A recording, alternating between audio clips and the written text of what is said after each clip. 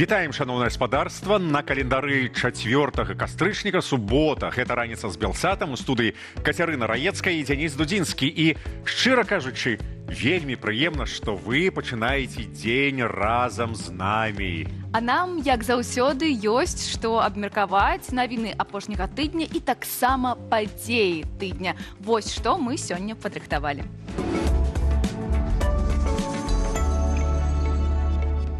Падарункі ад Расіі, грошы, нафта, газ, плата за лаяльнасць і пажыццёвая кабала для ўсіх беларусаў. Балгарскія торты, швейцарскі шакалад і першы снег у Польшчы. Што на гэтым тыдні ўражвала людзей у іншых краінах? Сокі ў пакетах. Ці ёсць там нешта карыснае? Лекцыю пра здаровы лад жыцця прачытае доктар Андрусь Белавешкін. Як царква стала падпоркай дыктатуры і ці патрэбная беларусам аўтакефалія? Сёння да нас далучыцца святар Александр Кухта.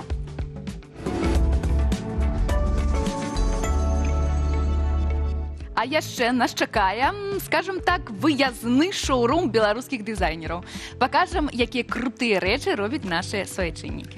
І бліжэй да канца праграмы будзе размова пра беларускую літаратуру і тых аўтараў, якіх, на жаль, не знойдзеш у школьных падручніках. Ну вось тады будзе нашае пытанне. Кнігі, пісьменнікі, давайте так, што вы чытаеце? Ці чытаеце беларускія кнігі? І галоўнае, якога беларускага аўтара ці кнігу раіце прачытаць? Пішыце у каментарах. Якая ваша улюблённая беларуская кніга? Аўтар. Адказы пішыце пад чатам трансляцыі. Напрыканцы праграмы мы складзем свой спіс для чытання ад раніцы з Белсатам. Але пра літаратуру пагаворым трохі пазней, а пачнем мы, як любім, з эканомікі. Пра грошы будзем размаўляць. На гэтым тыдні ў Беларусі змяніліся правілы выдачы крэдытаў. І, здаецца, варта паслухаць, што канкрэтна змянілася і навошта яны гэта зрабілі.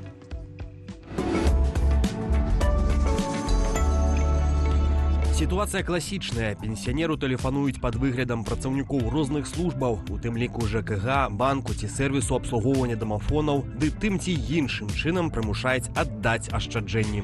Далей да гульні далучаецца аферыст пад выглядам міліцыі, следчага камітэту ці КДБ, ды запалохвае пацярпелага, маўляў, той прафінансаваў экстрэмісцкую ці іншую злачынную арганізацыю, а каб супраць яго не заводзілі крымінальныя справы, вымагаюць хабар. Калі грошай няма, адпраўляюць браць крэдыт, або ашуканцы могуць пераконваць ахвяру, што на ейнае імя аформлены крэдыт, для анулявання якога трэба аформіць сустрэчны. Ва ўсіх з гэтых пералічаных варыянтаў аферысты выкрадуць грошы. Для абароны ад махлярскіх схемаў неўзабаве пачнуць дзеяць новыя правілы выдачы крэдытаў. З 22 лістапада банкі не будуць спяшацца з выдачаю крэдытаў. Цяпер падпісаць дамову можна наступным днём пасля звароту, а атрымаць грошы наступным днём пасля падпісання дамовы. А банк, калі аналізуе крэдытную справаздачу заяўніка, то мусіць прымаць пастанову наконт выдачы пазыкі з улікам колькасці запытаў яго крэдытнай історыі за апошнія 7 календарных дзён.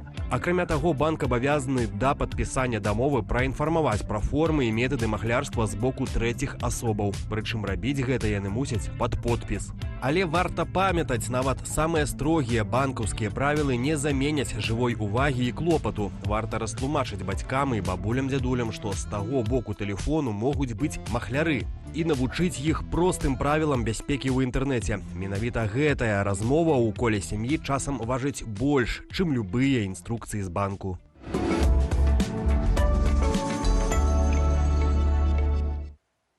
Моцна спадзяюся, што новыя правілы выдачы крэдытаў насамрэч неяк дапамогуць змагацца з махлярамі. Але грошы пазычаюць не толькі простыя грамадзяне. Улады, напрыклад, Беларусі бяруць крэдыты ў Расіі. Гэта таксама небяспечна. Вось чаму пытанне, так?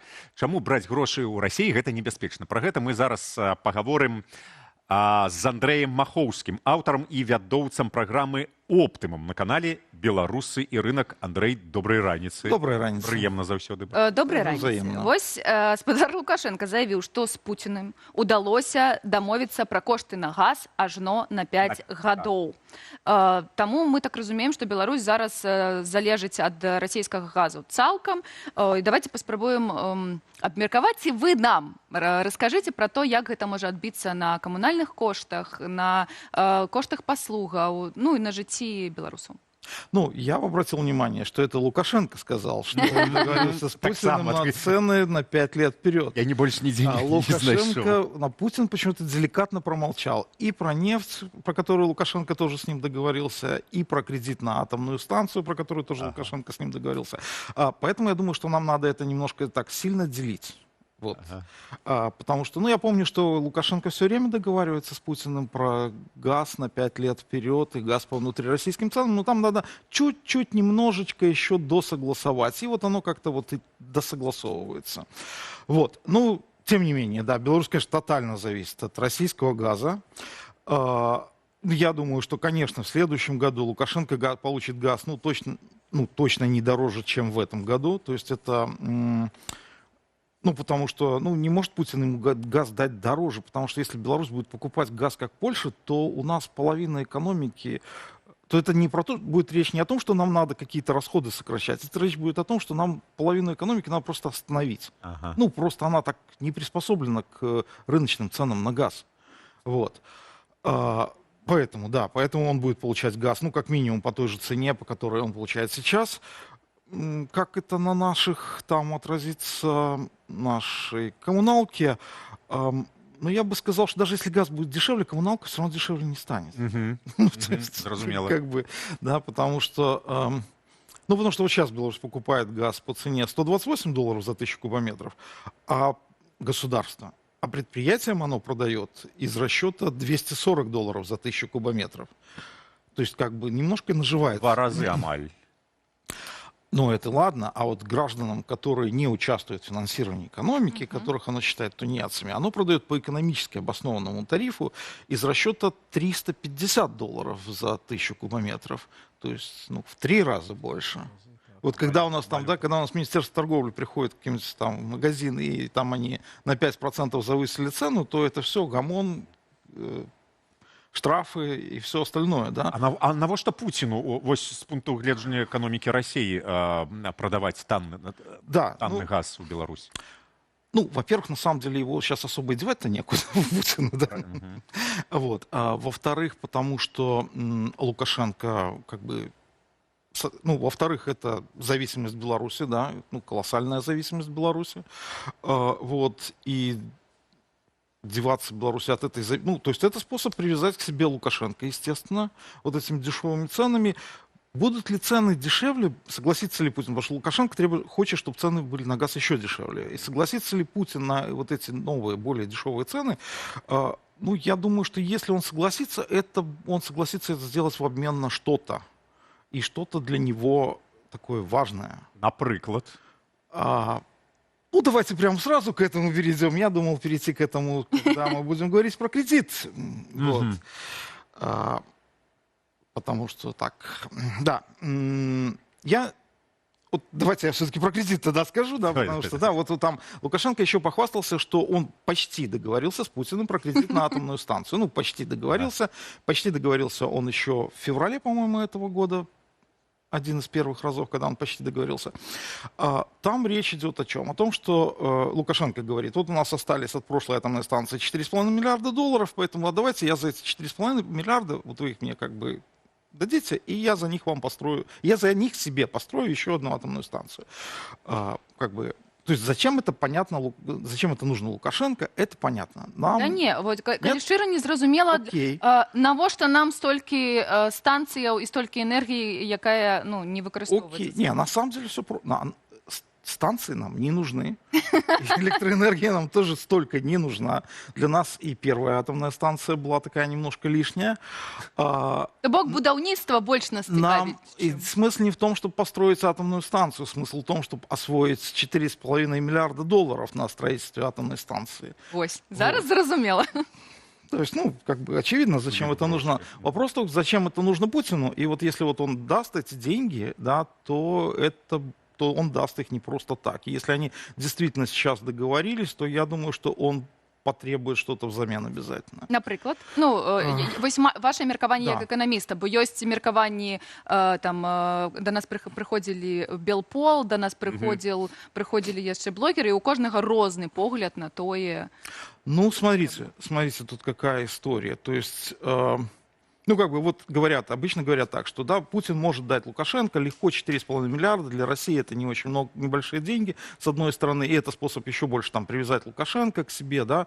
Ну, на самом деле, у России сейчас большие проблемы с бюджетом, и вот эти 4,5 миллиарда, они, конечно, для России не очень большие деньги, но, например, там угольная отрасль, она просто тотальный банкрот. И вот угольщики предприятия ходят к Путину и просят, дайте денег. Там им надо, по-моему, $1,5 миллиарда долларов, что-то такое. И он им не дает. И в этой ситуации дать денег Лукашенко, ну, как бы... Больше за 4 миллиарда. Было бы, ну, немного вызывающе, да. Это одна причина. А вторая причина, а зачем ему их давать, Лукашенко, эти деньги, в принципе? Ну, то есть, куда Лукашенко денется без этих денег? Ну, он же все равно никуда... А если нет разницы, то зачем платить больше? И вот если он их даст, эти деньги, Лукашенко, то это будет означать, что он требует что-то взамен. Но я думаю, что единственное, что Лукашенко может ему дать, это еще большее соучастие в войне, конечно. То есть, если мы все-таки получим, ну, как бы вот этот кредит, ну, наверное, это будет очень плохой знак. Это будет означать, что Беларусь будет больше соучаствовать в войне против Украины или, может быть, больше соучаствовать в провокациях против там, западных соседей. Ну, просто я не вижу, за что еще давать Лукашенко эти деньги. А вось гэтыя тарыфы на газ і на тое, што ўплывае пасля на грошы за ацяпленне, за вось камунальныя паслугі, ну, выглядае так, што нібыта грамадзяне, яны плоцяць пасля гэтыя даўгі, вось гэтая пазыка кладзецца на плечы грамадзян, бо гэта ж не чыноўнікі, не Лукашенко будзе аддаваць гэтыя грошы, а мы вось кожны раз. Абсолютно. Вот сад нашей атомной станции. Нам что обещали с атомной станции, да? Ну, во-первых, нам сначала обещали, что мы электричество продавать будем и богатеть, да? Ну, потом оказалось, что мы вообще не можем продавать никакое электричество, не только атомное. Но нам обещали же низкие тарифы на электроэнергию. Нам говорили, что атомное электричество дешевле всего другого электричества, самое дешевое электричество в мире. Но что мы видим? Мы видим, что тарифы на электроэнергию растут. Потому что атомное электричество, конечно, дешевле, но за кредит-то надо платить. И кто за этот кредит заплатит? Ну, то есть... Споживец. Конечно, ну вот за счет тарифа, поэтому тарифы, несмотря на строительство атомной станции, тарифы у нас повышаются. Хотя, ну, типа, как бы должно было бы быть, раз электричество дешевое, тарифы должны, ну, как минимум, хотя бы не трогать, а вообще даже понижать, потому что обещали-то нам, что электричество будет дешевое. Наступное пытанне. Паліва. Нафта, паліва. Беларусь перапрацоўвае расійскую нафту і зарабляе на продажы, на перапродажы паліва.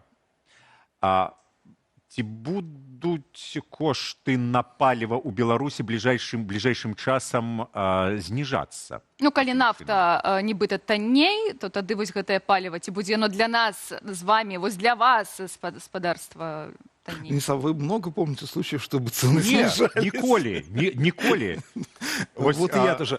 Грошек кожны месяц вверх По-моему, ідзе. последний раз это было при Сталине. Ну, И то ненадолго. Гэта ж лагічна. Ну як так? Нет, смотрите, ну там на самом деле просто такая... Адпісваецца дамова, вось-вось. То есть нафта таннейшая. Ты аддаеш гэта ў перапрацоўку, ёсць рэсурсы, ёсць наша танная электраэнергія, пра якую кажуць, і вось гэта ўсё таннае такое, але пасля становіцца даражэй. Не, я бы сказал, что у нас сейчас есть риск, что оно будет все дорожать. Наоборот. Потому что, ну, смотрите, как бы у нас в России у нас там бензиновый кризис же, да? Так. Ну, там, как бы, как они называют, такое, внеплановые ремонты НПЗ. Ну, потому что... І зараз яны будуць запампоўваць нафту у Беларусь. Ну, на в общем, перапрацоўку. да. И вот там на этой неделе вице-премьер Новак, там появилось его письмо о том, что они хотят брать в Беларуси ежемесячно 300 тысяч тонн бензина.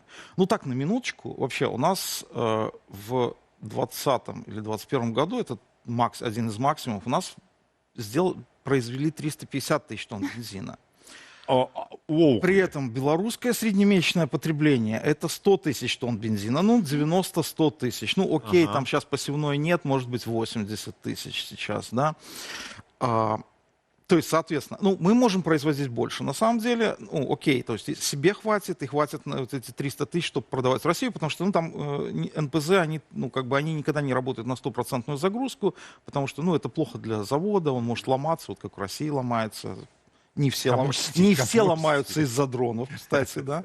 Вот этот Ярославский НПЗ загорелся, и губернатор с гордостью за отечественную нефть. Это мое, это мое. Дроны ни при чем. Мы сами А и это пригоже сделали, было да, так. да.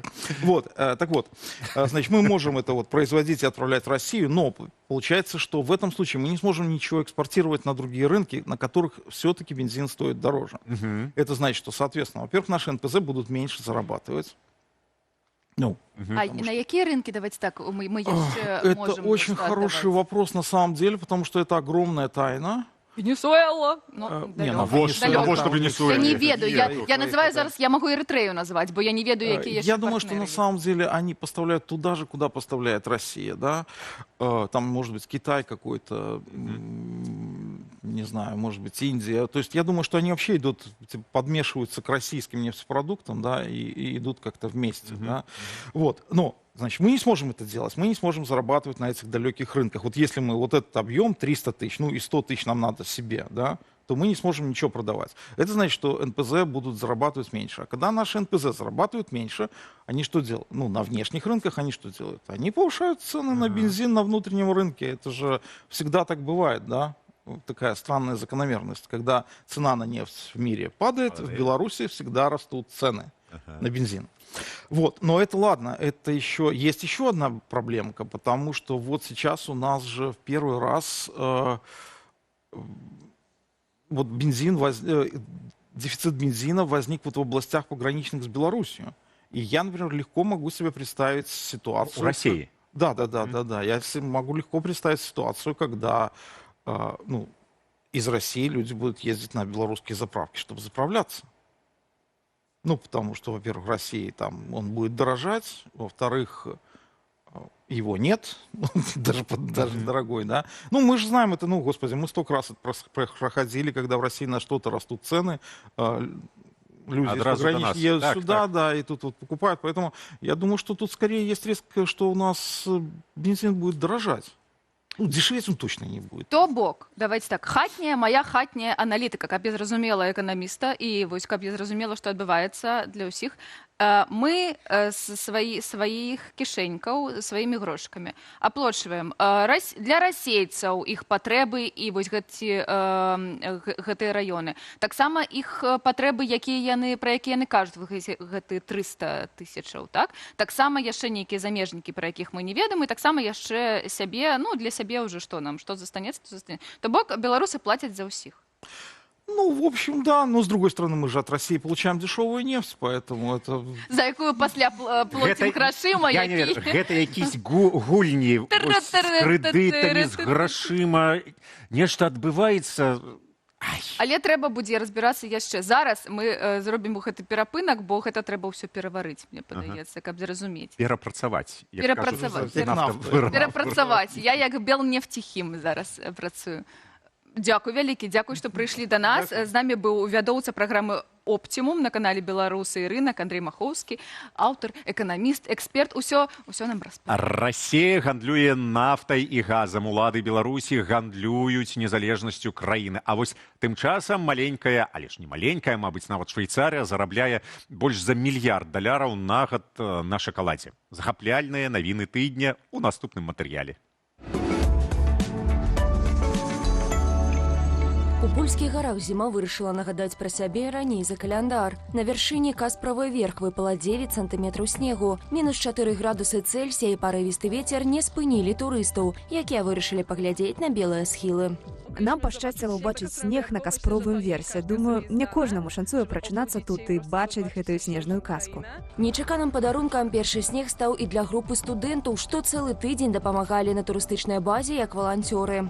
Я жыву ў малапольскім вояводстве на паўночным захадзе Польшчы, а снег там узімку выпадае рэдка і дакладна не ў такой колькасці. Таму гэта вяртае мяне ў дзіцячыя ўспаміны пра качанне снежнай бабы, гульні ў снежкі і дзіцячую радасць. Пра змены клімату снежная зіма ў Польшчы даволі рэдкая з'ява, а таму аказацца відавочцам першага снегападу ў гарах мара шмат якіх турыстаў.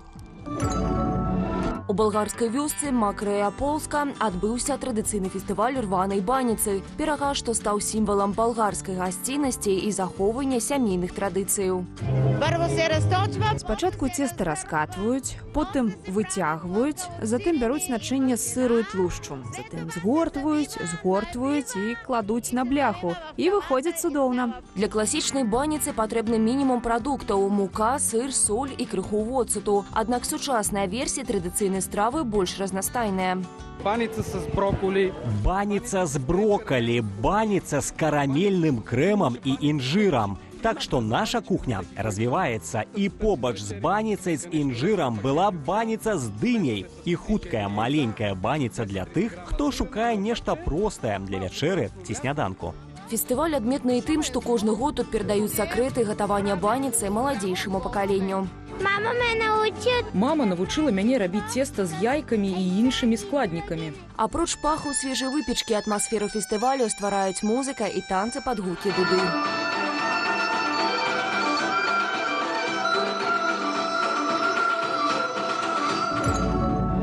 Сёння малочны шакалад – любімы дэсерт мільёнаў, аднак мала хто ведае, што яго гісторыя пачалася ў 1865 годзе, калі швейцарскі шакалад'е Даніэль Петер прыдумаў дадаваць у шакалад згушчанае малако. Сёлета ягоны рэцэпт адзначае 150-годдзе. У яго адметная тэкстура ў параўнанні з іншымі відамі шакаладу. У яго такі бляск. Мы захоўваем вобраз Швейцарыі, нашых продкаў, стваральнікаў малочнага шакаладу. Мы працягваем гэтую традыцыю. Гэта сапраўдны гонар. Ужо напрыканцы 19-го стагоддзя малочны шакалад здабыў рэпутацыю карыснага і пажыўнага ласунку. Яго рэкамендавалі есці дзеля аднаўлення сілаў, напрыклад, пасля горных шпацыраў. А на пачатку 20-го стагоддзя шакалад стаў брэндам Швейцарыі і другім паводле аб'ёмаў прадуктам, які краіна экспартуе за мяжу. Малочны шакалад – самы папулярны шакалад у свеце. Яго доля складае ад 70 до 80% у залежнасці ад рэгіёну і краіны. А для нас ён яшчэ важнейшы – каля 90%.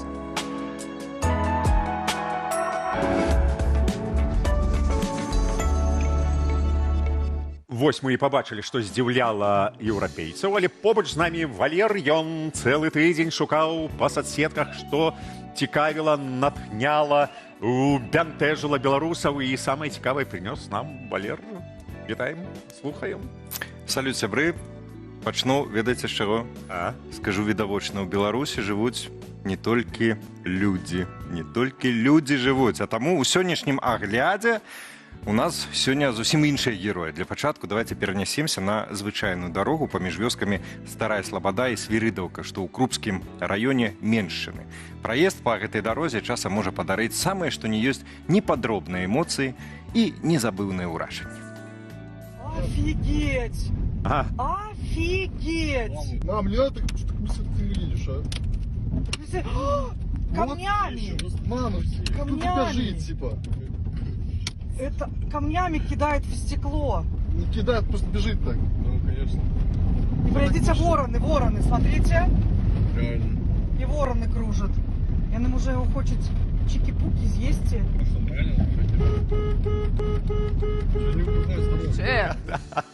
Ви розумієте? Я ось не розумію, Януш. А коли ён спиниться, зробить так. Па-пара-па-па-па. Это Яны едуць по свайму шляху, і ўсё. Так, а ён ім не перашкаджае. Не перашкаджае. Просто... Нет, ну вы уявите себе, калі ён развернется. А у меня, ведаете, сябры, какая версия? Что медведик попросту спазняется на маршрутку и ляціць, і толькі вось гэты камень низ падлапаў, і это самае. Але ж гэта смешнае, гэта, як гэта казаць? Дупа. Дупачка.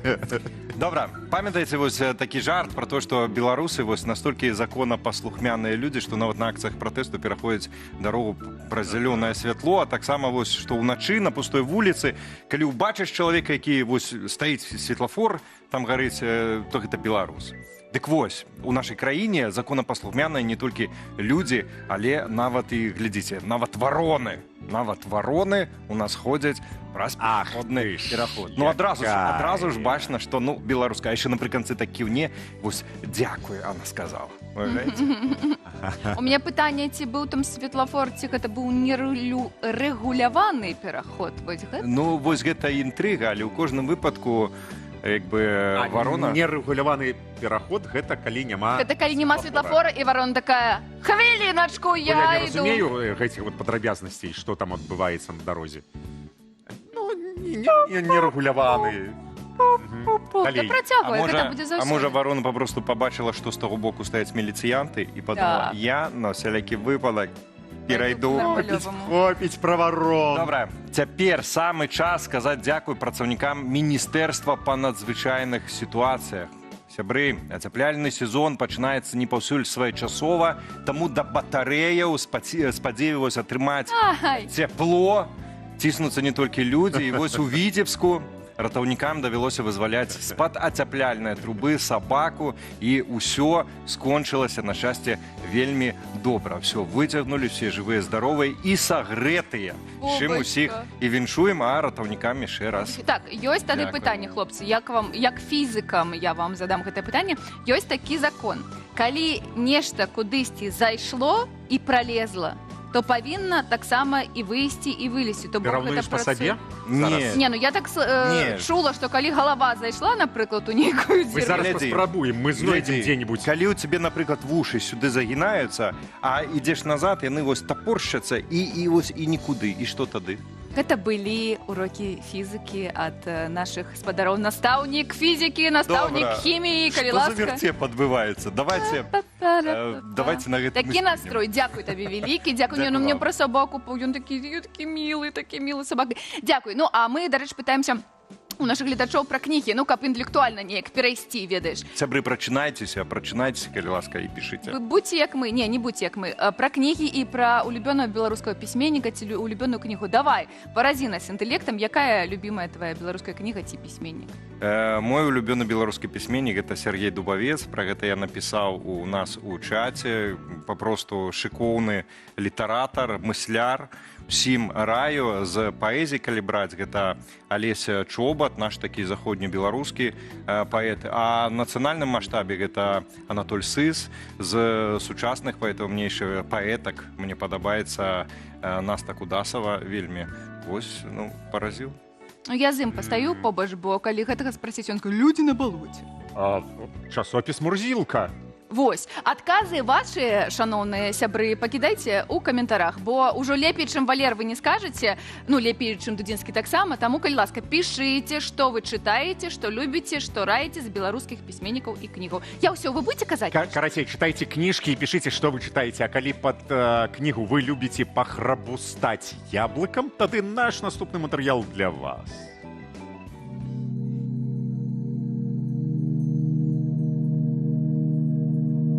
Часам адносіны з ежай нібыта складаныя стасункі. Ядзім шмат, але кормім не сабе, а раскормліваем свае хваробы. Спрабуем галадаць, губляем мышцы.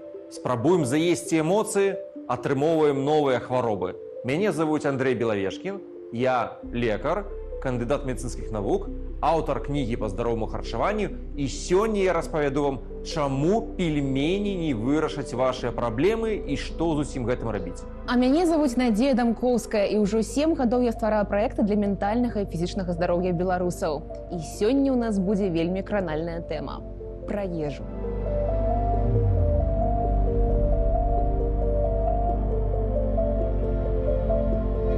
У мяне таксама, як у папярэдні раз, ёсць такі шэраг пытанняў і картак з мітамі. Вось іх як шмат. І ўсё гэта зараз пойдзе да цябе. Ты гатовы? Так. Вось, давай пачнем з сокаў. Такая цікавая, здавалось бы, хаця простая тэма, што мы нейкія прадукты пакупаем як карысныя, напрыклад, сокі, а на самой справе, ці карысныя яны? Насамрэч, сапраўды, калі мы зойдзем у краму, існуе такі лайфхак, проста як зразумець, што трэба купляць, што не. Жартаўлівы, але насамрэч, калі да гэтых прадуктаў наклеены лейблы, ці там запакаваныя, можа іх не трэба купляць. Самыя карысныя прадукты — мяса, рыба, садавіна, гародніна, на іх няма гэтых лейблаў. Вось, калі мы паглядзім на сокі, для многіх людзей гэта відавочна проста. Ну, глядзі, існуе, напрыклад, садавіна, вось, ёсць яблык, яго ёсць яблычны сок, гэта тое ж самае, што яблык, яго трэба піць, і гэта карысна. Але насамрэч увесь д'ябал у дэталях. Таму што калі любы, нават самы карысны прадукт, ён перапрацоўваецца, падчас перапрацоўкі адбываецца шмат дзівосных зменаў. Дадаецца розныя, могуць дадавацца цукар, дадавацца соль, ён можа ачышчацца. І як у прыкладзе з сокам, самыя карысныя рэчывы ідуць у жмых. То бок гэта і клятчатка, і, напрыклад, вось самыя такія карычныя рэчывы, як вертыцын, які супрацьзапаленчыя ўласцівасці дадае яблыку, ён таксама ў абалонцы знаходіцца. І ён таксама ідзе ў жмых, ён адкідаецца, ён не патрэбны. Застаецца сок, і калі мы паглядзім на колькасць цукра ў соках, мы ўбачым, яна аналагічная такім напоем, як фанта ці кока-кола. То бок гэта цукровая вада з невялікай колькасцю вітаміну. Больш за тое, гэта вадкі цукар, які вельмі хутка ўсмоктваецца і павышае, уплывае на цукар крыві таксама вельмі шмат. Таму яблыка будзе лепш.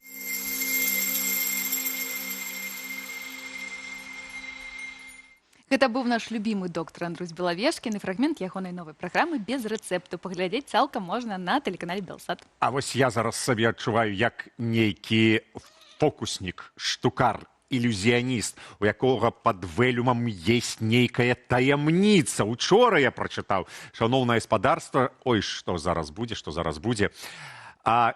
Мы ўсе ведаем, чулі, што такое байсол. І калі хтосьці з вас не ведае, чым яны там займаюцца, што яны там робяць, то вось назву байсол чулі ўсе. І вось, якая медыйная асоба, першая медыйная асоба з байсол прыходзіць на ум, гэта Андрэй Стрыжак. Але вось не. Зараз у нас у гасцях Александр Кухта. Александр? Святар Александр Кухта. Дзесьці ён быў? Александр Кухта. Добрый день, я тут. Літаральна учора, скажем так, деананімізаваўся.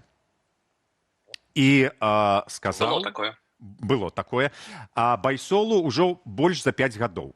Александр Кухта, вы працуеце, супрацоўнічаеце з байсолам прыкладна 2,5 гады ўжо. 2,5 гады.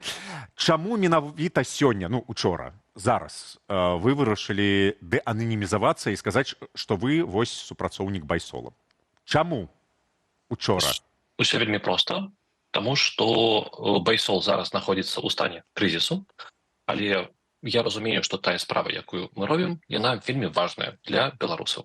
Я люблю гэту справу, і я хацеў бы дапамагчы байсолу прайсці праз крызіс, таму што ўсё ж такі увесь шлях, усе апошнія 2 месяцы байсол пра сябе расказваў, што байсол не роўня Андрэю Стрыжаку, і у нас вялікая колькасць супрацоўнікаў. І каб гэты тэзіс гучаў больш зразумела, я вырашыў паказаць свой твар.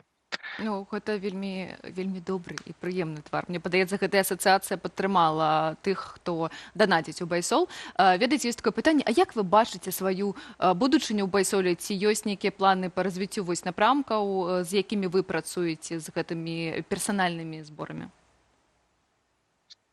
Мне зараз цяжка адказаць на ваше пытанне, таму што ўсё ж такі мы ўвайшлі ў момант структурных рэформаў і зразумела, што пасля сыходу Андрэя нам трэба будзе шмат чаго пераасэнсаваць пра сябе, перарабіць нашы ўнутраныя працэсы, і там ужо далей паглядзім.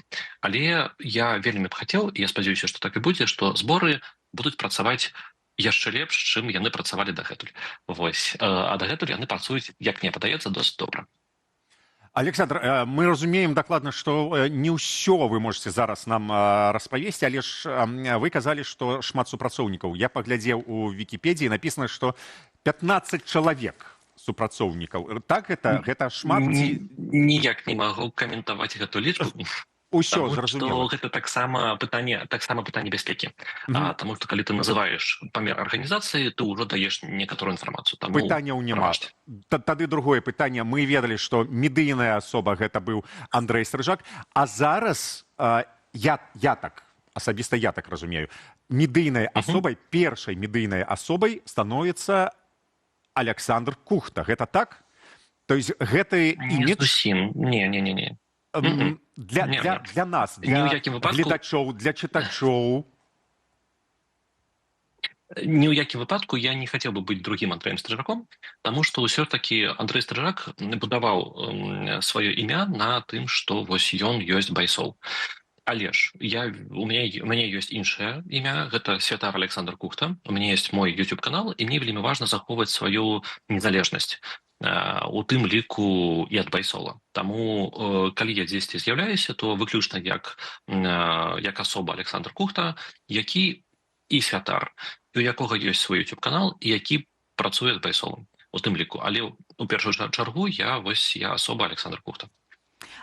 І больш за тое, мне падаецца, што ў байсола, не мне падаецца, я ведаю, што ў байсола ёсць яшчэ некалькі деананімізаваных супрацоўнікаў, якія час ад часу даюць некаторыя каментары, і вось так, як яны гэта робяць, прыкладна так гэта буду рабіць і я. То бок я буду проста чалавекам, які працуе ў байсоле. Усё. Але я не роўня Андрэю Стрижаку, і я не імкнуся заняць яго месца ні ў якім выпадку.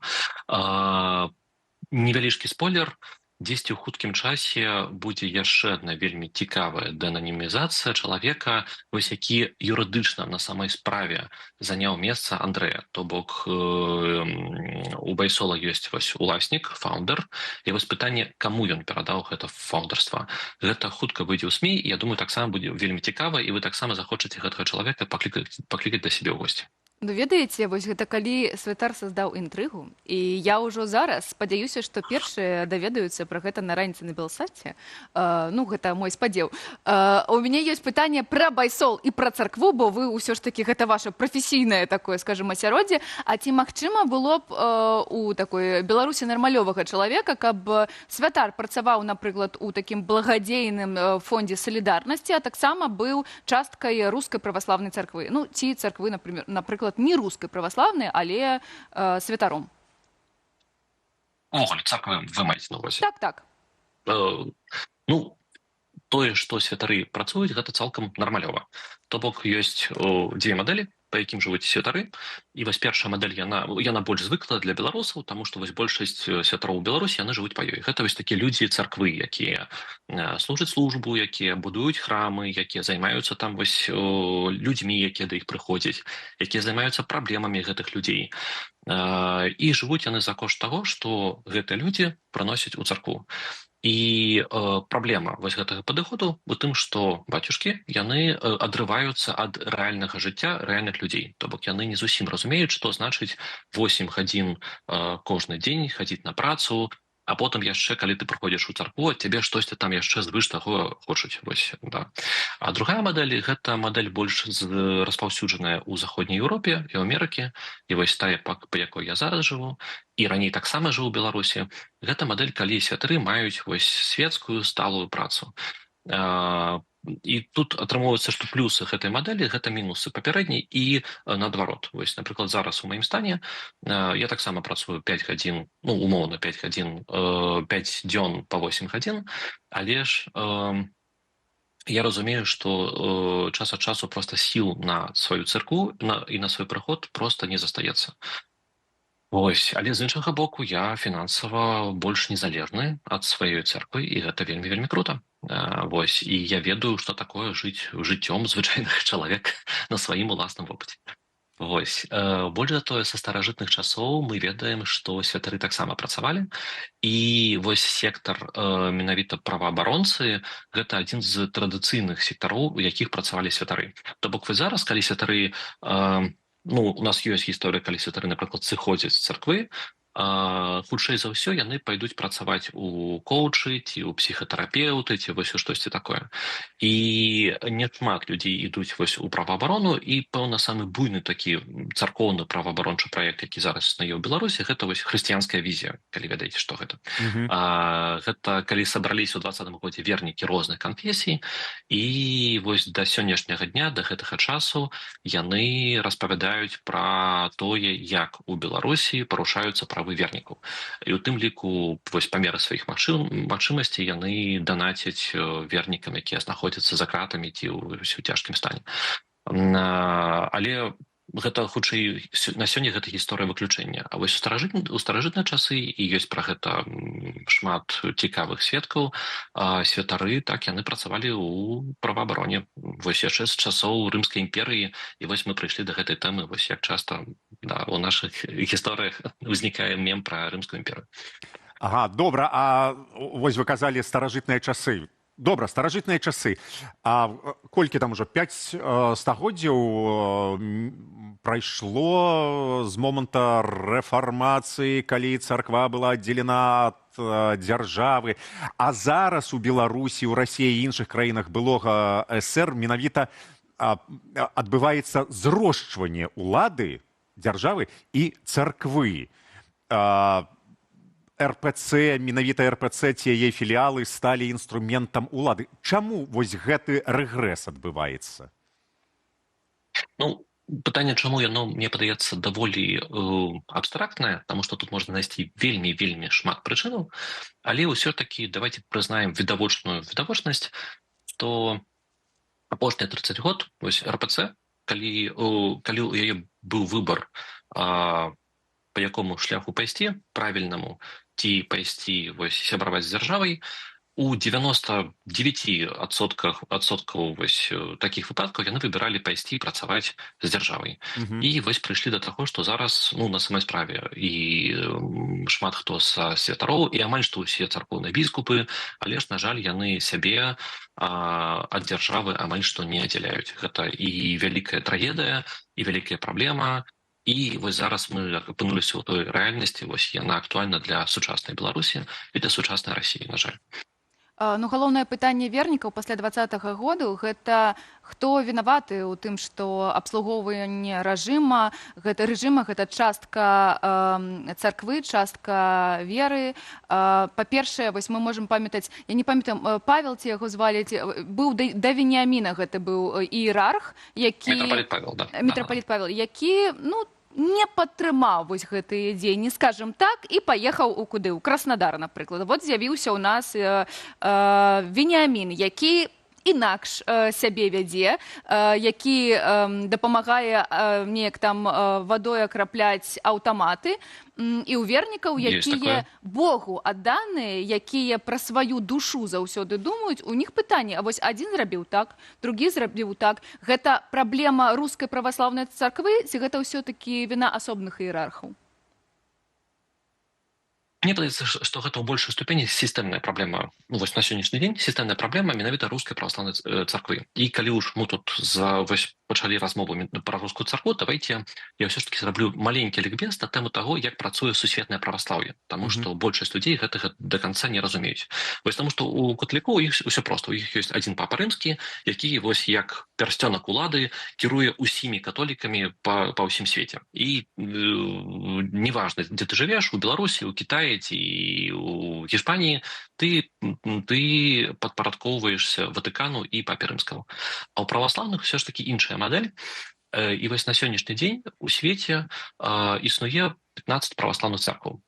Вось прыкладна як 15 дзяржаў такіх, якія незалежныя ў сваёй палітыкі, якія могуць мець паміж сабой розныя стасункі, могуць сябраваць, могуць у чымсьці не пагаджацца, могуць нават спрачацца па якіхсьці пытанням. Але вось менавіта вось для нас, як для вернікаў, гэта невялікая праблема, таму што вось, напрыклад, вось мы з вами, окей, я приеду до вас у студию на Белсад, у Польшу, и мы с вами захочем пойти у церкву православную, помолиться. Але что робить? У Польши нема русской православной церкви. Але православная церква есть, потому что у Польши есть своя маленькая, незалежная польская православная церква, где молятся таксама по-польску, і дзе свая незалежная палітыка царкоўная, вось яна здзяйсняецца. І вось усё ж такі вось сярод гэтых 15 праваслаўных краін ёсць два вялікіх магутных цэнтры, якія склаліся ўжо давно, але больш значнымі у сваім супрацьстаянні сталі прыкладна 100 год таму. Гэта Масква і тыя цэрквы, якія падтрымліваюць Маскву. А з іншага боку, гэта старажытнейшая праваслаўная царква, гэта Канстантынополь. І тыя цэрквы, якія падтрымліваюць Канстантынополь. І калі ўжо зусім проста, то Канстантынополь – гэта усе цэрквы заходняй Еўропы і Амерыкі. І мяжа, падзел тэрыторыі паміж гэтымі дзвюма цэрквамі праходзіць акурат па тэрыторыі сучаснай Украіны, сучаснай Беларусі, сучасных краін Балтыі. Таму што гэта былыя тэрыторыі ВКЛ і Рэчы Паспалітай. І праўда тым, што усю гісторыю на нашай тэрыторыі не было рускай царквы. Мы падпарадкоўваліся Канстантынополю. І калі зусім спрашчаць гэтую тэму, то прыкладна 250 год таму прыехалі рускія танкі, усталявалі на нашых тэрыторыях сваю рускую дзяржаву і разам з дзяржавай прывезлі сваю рускую царкву. А у Канстантынополі, які там існаваў, яго проста выгналі. Але Канстантынополь памятае вельмі добра, што, напрыклад, сучасная тэрыторыя Беларусі, яна належыць Канстантынополю. Зараз вярнуцца дадому немагчыма, таму што зараз у Беларусі пануе Лукашенко, на жаль. Але ўсе разумеюць, што праз 5 год, праз 10 год, праз 50 год, неважна, царква, яна існуе ўжо 2000 год, і яна умее чакаць вельмі доўга. Але Канстантынополь вернецца ў Беларусь, як гэта адбылося ў Літве некалькі год таму, як гэта адбылося ва ўкраіне. Гэта розныя мадэлі вяртання. Што чакае Беларусь, мы пакуль што не ведаем. Але ўсім зразумела, што так ці інакш Канстантынополь будзе спрабаваць вярнуцца на менавіта сваю гістарычную тэрыторыю. Ох, Александр, дзякуй вялікі. Шаноўнае гаспадарства, цікава же. Сходите, поглядите блог у Інстаграме. Так, Александр? У Інстаграме, у Ютубе. Усё гэта есть, усё гэта цікава. Александр Кухта ўсё распавядзе вам такім манерам. Дзякуй, што далучыліся да нас. Ведаеце, гэта такая надзея. Будзе новая Беларусь, будзе Константинополь наш. Мы паговорылі пра праблемы сучасных праваслаўных вернікаў, але у нашых продкаў ўсё таксама было вельмі цікава. Давайте паглядзім. Каця Ваданосава ў гэтым вельмі добра разбіраецца.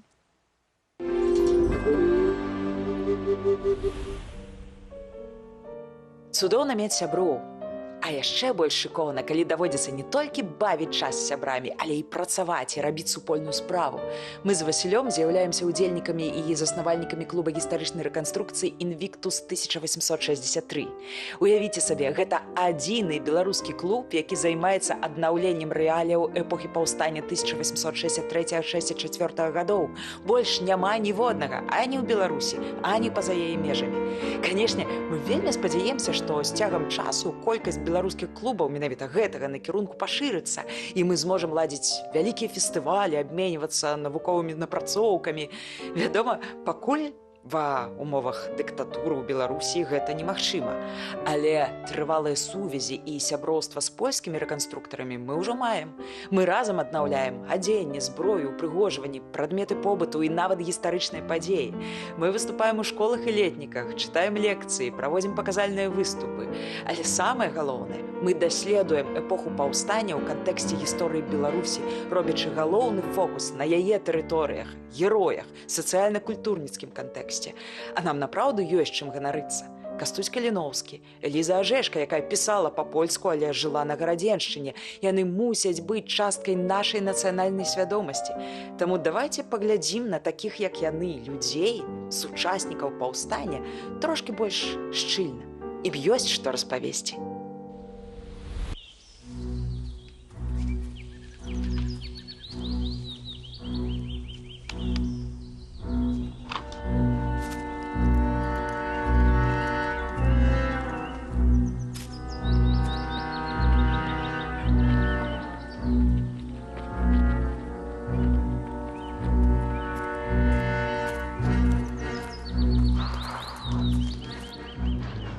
Шчыра прызнаюся, ясны пані, знайсці вас было вельмі нялёгкай справай. І яшчэ больш складанай справай было прывезці сюды фураж і правіянт. Дарэчы, вас ужо разгружаюць, і насамрэч, я выбачаюся, там не шмат, там усяго толькі хлеб, вяндліна, трохі сыру. І гэтага дастаткова. Не хлебам адзіным жывы чалавек, асабліва калі ведаеш, што яго не кінулі. Мы не кинулі, мы побач. Нават калі нас прымушаюць маўчаць, нават калі кожны дзень для нас гэта страх. Страх – гэта пра іх. Пра нас – гэта надзея. І яна ў сэрцах, нават у такіх делікатных, шляхетных, як сэрца пані Арэшкавай. У мяне делікатнае і шляхетнае сэрца. Як прыемна. Быццам бы падрыхтаваць фураж, правіянт і прывезці гэта ўсё справа для лёгкай феі. Але што ж, такая наша жаночая доля. Такое нашае змаганне.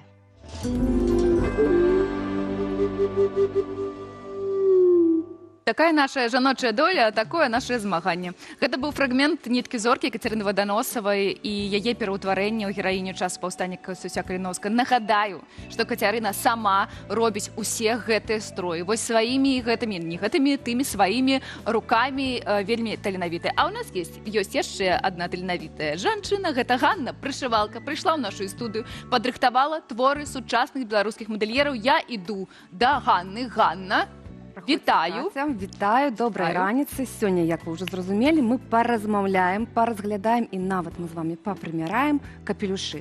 Бо сапраўды у гэтым сезоне мода прапануе актыўна нам капелюшы. Не шапкі, а капелюшы.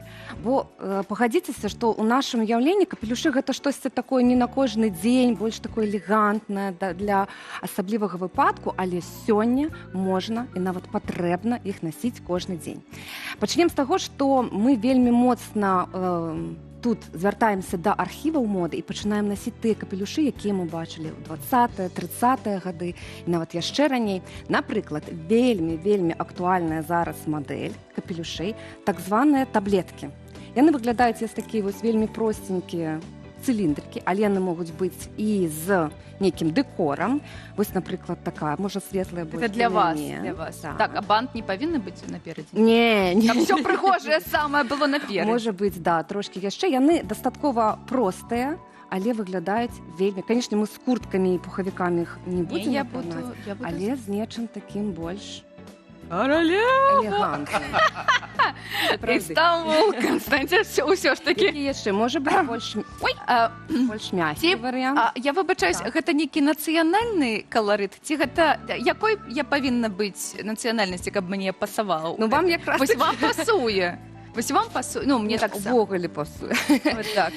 Можа яшчэ паспрабаваць такі, ён больш мягкі, больш цёплы варыянт. Ганна, вы ведаеце, я разумею, што вы хацеце распавесці ўсё, но калі я не скажу нічога пра Канды Бобер, мяне распнуць. Мне учора я шла ў капелюшы па вуліцы і так надо мной пашуткавалі. Роўна? Так. Ну, патрэбна так рабіць, да? Так, можна трошкі, я больш люблю, каб яна так смуглянка. Трохі на лицо нам. Давайте пра таблеткі. Усё ж такі таблетка вельмі простая, але адразу ж другі выгляд. Адразу ж такая з'яўляецца у нас элегантнасць. І я б хацела падкрэсліць, што капелюшы, якія мы зараз з вами разглядаем, вось, напрыклад, яшчэ у нашым улюблённым леапардавым, таксама давайте паспрабуем. Так?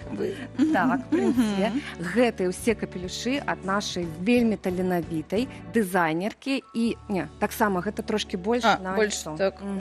А у меня вялікая галава, і таму так. Вось, таксама можна адаптаваць таблеткі на самой справе на кожны дзень. Трэба звыкнуцца. Вам перадаю, вось вам будзе прыгожа. Паспрабуем інны варыянт. Таксама мадэль, якая прыйшла ад марскіх бесказырак, так званых, але гэта зараз уже сапраўды такі больш элегантны капелюш. Для вас, калі ласачка. Як вам пасуе? Вы здагадаліся, гэта мой уласны капелюш. Паспрабуйце, Катя. Так, як насіць? З чым насіць вось такі? З паліто, з футрам, ну не з пухавіком. З пухавіком можа... Карабель можна взяць. Но мне гэта пасуе, так? Ну, таксама пасуе. Давайте паглядзім яшчэ, што мы можам паглядзець. Так, таблетку і бесказырку з усялякімі восеньскімі рэчамі. Так, з нечым элегантным, цёплым. Як мы памятаем, сёння мода у нас дастаткова іранічная і вельмі любіць такі, каб трошкі было інфантыльна. І за гэтай ідэяй у нас ёсць выдатная такая майстрыня Ганна Ламакіна. Яна прапануе вельмі такія, ну, я таксама нават могу апрануць такое. Я ведаю, каму ў гэтай студыі гэта можа таксама спадабацца. Это может быть так. Трошки понятно, что тут тепло не так станет. Так і хадзіць. Так мы так казали. Но так само Не, можна можна я буду стаяць у ім? іранізаваць. Ужо ўсё. Так. І што яшчэ можа быць такім больш, як мы кажам, моладзевым варыянтам, гэта нават на восень, але варыянт панам. Зараз вельмі актуальны панамы, якія ідуць цёплыя. Напрыклад, вось гэта таксама ад беларускага брэнда сцёганая панама. Яны нават бываюць з футрам ва ўнутранай частцы, тут з сушкамі, з такімі элементамі, каб было цяплей, но сапраўды пры пэўнай стылізацыі гэта вельмі стылёва. Ну, чаго вы не апранаеце? Ну магу, ну чаму не? Каб уж зараз паспрабую. Я падобная зараз Ганну паглядзім. Пасля на мяне паглядзім. Ну чаму не? Можа быць не ў гэтым стане, але ўсё можа. Падобная на нейкую гэту Анастасію Слуцкую, яна не ў такім, гэта не кальчуга. Ну, калі стылізаваць, можна і каб быў вайб і такі. Хацелася б вельмі мне яшчэ пагаворыць пра тое, што хутка ўжо стане зусім холадна і трэба будзе уцепляцца. І вельмі зараз актуальна такая гісторыя, як хусткі. Нават такая хусткі, якія дакладна такія, як насілі нашыя бабулі. Каб яны былі такія карункавыя, цёплыя. Давайте так, тут трохі. Таму можа быць карункавая хустка. Зараз гэта вельмі ўсе модніцы носяць. І вось гэта мы стылізуем нават са спартыўнымі рэчамі. То есть мы гэта можам насіць як тут, так на плячах і нават як усе зрабілі ў гэтым сезоне, добра, далей. Можам паспрабаваць. І асабліва я б хацела паказаць, бо я закаханая, вельмі люблю гэты брэнд, наш беларускі брэнд «Бабуля», якая сваімі ўласнымі рукамі гэтыя рэчы робіць Ганна Канавалова.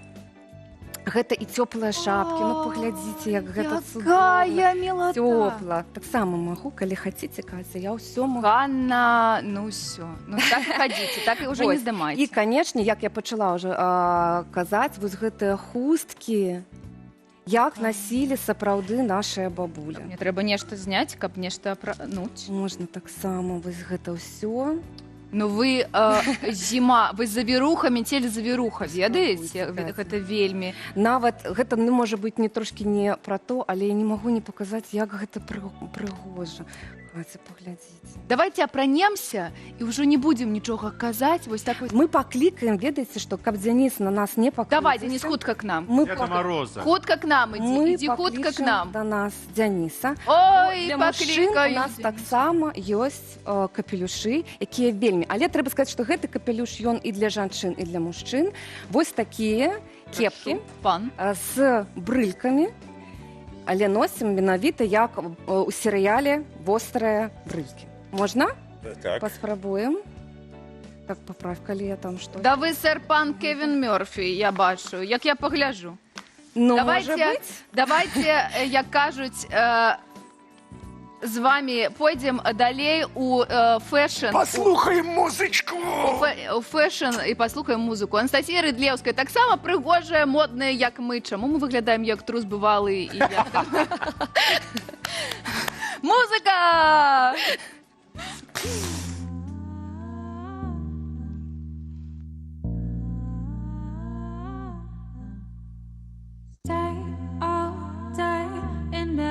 At least brush my hair, my teeth, and eat a bit, and it's not fair. But not the first time. I'll be fine, I'll be fine, I'll be fine. Don't be scared. Is it just me or am I manic again? Well, I don't care, so let's go have some fun. I've been here lots of times before. Just let's go, just let go. You say that I'm not okay. Well, you're wrong there. You say I gotta start therapy again. You say I need to take my pills, but I am okay. I'm okay. I'm okay. You say that I'm not okay. Well, you're wrong there. You say I gotta start therapy again. You say I need to take my pills, but I am okay. I'm okay. I'm okay.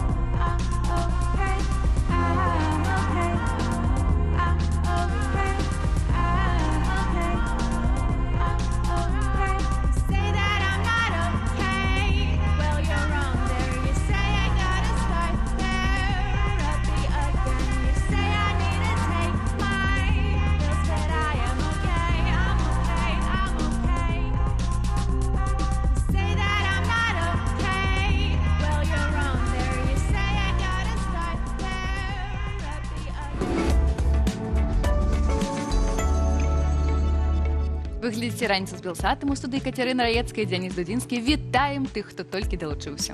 Мы ўжо абмеркавалі падарункі, якія Пуцін робіць Лукашэнку, паразважалі, ці можа змяніцца расійская праваслаўная царква, але наперадзе шмат яшчэ чаго цікавага. Сцісла пра тое, што вы пабачыце. Пісьменнік, пра якога ўлады не ўзгадваюць, авантурнік, які стаў героем неверагоднае жыццё беларуса, якога цяпер ушаноўваюць палякі. Стаць героем кнігі няпроста, а вось пабываць у месцах, дзе жылі літаратурныя персанажы, цалкам магчыма. Мы падрыхтавалі спіс беларускіх літаратурных маршрутаў. Новы штам ковіда прыйшоў у Беларусь. Чым ён адрозніваецца ад ранейшых і ці варта панікаваць? Дзе месцяцца прусы і якія да гэтага справы беларусам, раскажуць апантанныя вандроўнікі Цімох Пудовіч і Віктар Шукеловіч. Канешне, мы чакаем вашых каментароў. Я спадзяюся, вы пісалі пра капелюшы, але зараз пішыце пра годных беларускіх пісьменнікаў. Пра кнігі, якія вы раіце пачытаць. У нас шмат кніг ёсць у студыі. Напрыканцы трансляцыі мы ўсё агучым, усё занатуем, усё пакажам. А вось, ведаеце, мне яшчэ цікава, ці чыталі вы нешта з экстрэмісцкага спісу Міністэрства інфармацыі. 30 верасня гэты спіс быў дапоўнены. Туды трапілі 32 выданні, у тым ліку кнігі Сашы Філіпенкі, «Слон» і «Чырвоны крыж». Таму чытаць літаратуру сёння можа і не подзвіг, але дакладна грамадскі учынак. Ніколі не думала, што пасля кніг скажу пра, калі ласачка, дбайце пра сваю бяспеку, калі чытаеце кнігу. Перад наступным госцем гаворка пойдзе якраз пра літаратуру. Прапаную паглядзець наш матэрыял, але тут патрэбны невялікі каментар, бо, магчыма, мы першая ранішняя праграма, якая ў свой эфір паставіць пахаванне.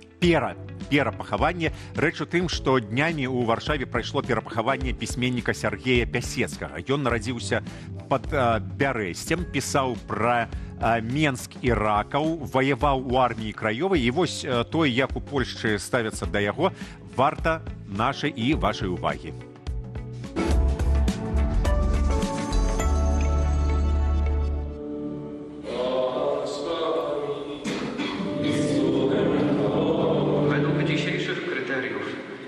Nazwany Białorusinem, lecz Piasecki był Polakiem, bo jest nim ten, kto się Polakiem czuje, z Polską utożsamia i jej służy. Dziś ten, którego burzliwe życie prowadziło krętymi ścieżkami od upadku do panteonu zasłużonych obrońców Rzeczypospolitej i wybitnych przedstawicieli XX-wiecznej literatury polskiej, spocznie w stolicy wolnej Polski. O jedno tylko proszę, Pana, i o to zabiegam, żeby mógł zawsze przebywać w Jego domu po wszystkie dni tego życia. Abym kosztował słodyczy, stale się radował Jego świątynią.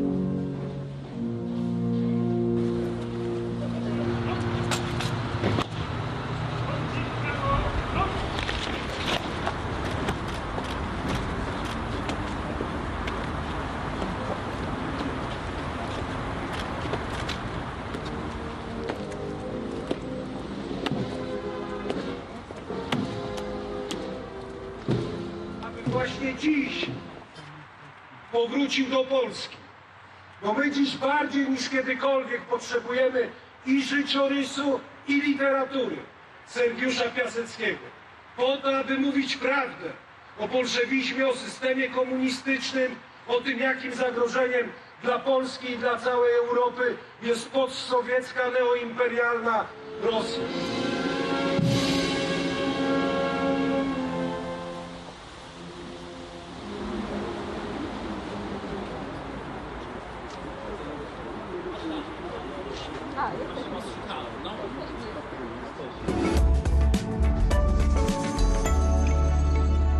Гэта было перапахаванне ў Варшаве пісьменніка Сергея Пісецкага, і, мабыць, усе заўважылі, што на відэо шмат разоў трапіў музыка Піт Паўлаў. Да, і мы запрасілі яго да нас, каб паразмаўляць пра Сергея Пісецкага, бо, як высветлілася, Піт найвялікшы фанат гэтага аўтара. Мы ўжо размаўлялі, паспілкаваліся па-за эфірам. Камень. Што гэта быў за камень? Вось такі трапіў у кадр. Ты адразу пачаў каментаваць пра гэты камень. Вось гэты белы камень, ён вялізны. Я не ведаю, колькі важыць такі аб'ём мармуру.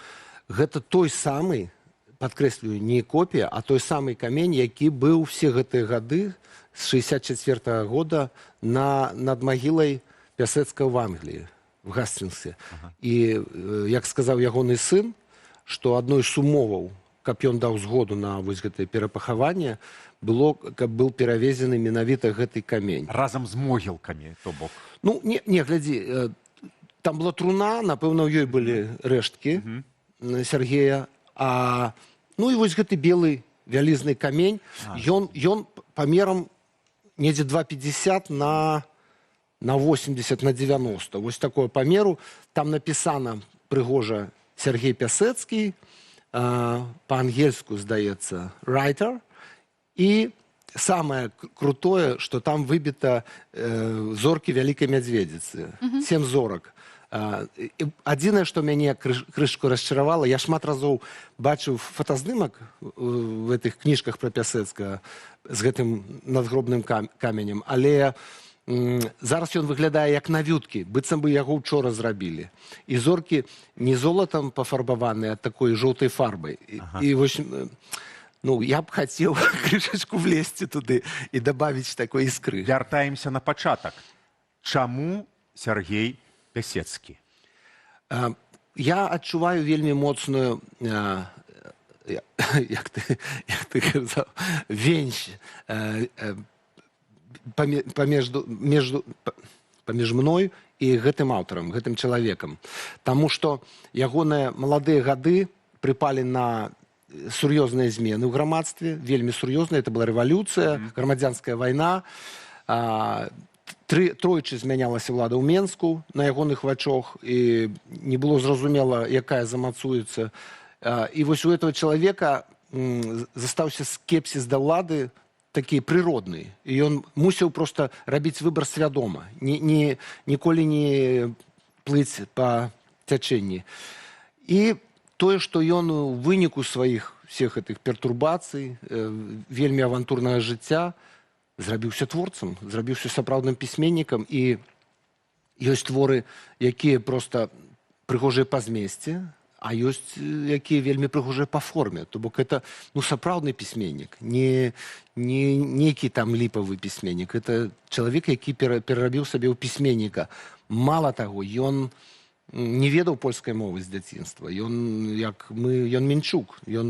Хаця ён нарадзіўся, як і я, па-за Менскам, ён ўсё свядомае жыццё жыў у Менску, і вось гэтая зладзейская трылогія вядомая, гэта проста апавяданне пра яго вельмі маладыя гады, калі ён сталеў, і там можна на Лагойскім тракце апынуцца, можна апынуцца на вайсковых могілках в ягоных творах. Карацей, ты можаш прайсціся па неіснуючаму ўжо Менску. А ён беларускі пісьменнік ці польскі? Слухайце, ну тут вельмі все проста. Ён, натуральна, польскі пісьменнік беларускага паходжання. Але, напрыклад, чэхі ад свайго Кафкі не адмаўляюцца толькі таму, што ён пісаў па-нямецку. І нам не варта. Проста пераклад трэба зрабіць, ну, вельмі грунтоўна. Паспрабаваць знайсці вось гэтую мову, якой зараз ужо няма. Мы размаўляем, натуральна, нейкай іншай мовай. Каб яна гучала як мова таго часу, местачковая, каб атрымалася як у Бабеля. Разумееце, каб был вось гэты яшчэ і смак і такі жар, такі, каб вайб, як зараз кажуць. А мы бачылі, што прысутнічаў прэзідэнт на перапахаванні Пісецкага прысутнічаў прэзідэнт Польшчы Карл Навроцкі. Вось што ён казаў. Гэта я перакладаю, прабачце. Сёння, як ніколі, нам патрэбны жизненны шлях і літаратура Сергея Пісецкага, каб гаварыць праўду о большевизме и системе коммунистичной, а об тым, якая пагроза для Польшчы и для ўсёй Европы з'яўляецца Россия. Вось як сказаў прэзідэнт Польши Карл Навроцкі. Ці тычыцца гэта беларусаў? Наогул Карл Навроцкі просто расказаў маю гісторыю, якую я ўжо сцёр язык, расказваючы гэтую гісторыю. Ён просто, вось гэты 10 хвілін, ён пачаў ад біблейскай прытчы, якую я чуў двойчы в гэты дзень. Гэтую самую прытчу пра расказвалі і на імшы, і над гробам. Прэзідэнт Польшчы. Ён пачаў ад гэтай прытчы, а потым просто расказаў жыццярыс Пясэцкага. І, ну, так па пунктах бачна, што ён расказваў, таму што ў яго ёсць сапраўдная веда. І я глядзеў шмат матэрыялаў, якія створаны менавіта Карлем Навроцкім як гісторыкам. Напрыклад, ёсць, да, вы можаце паглядзець ягоную размову, напрыклад, з сынам Пясэцкага, які таксама, прынамсі, прысутнічаў на пахаванні, які даваў згоду, і якому перадалі вось гэты сцяг, які быў на труне, таму што гэта было цалкам вайсковае пахаванне. Там прысутнічала вялікая колькасць вайсковых, быў салют, было тры залпы над ягоным гробам. Карацей, былі аказаны найвелічэйшыя почесці, якія толькі могуць быць аказаныя чалавеку.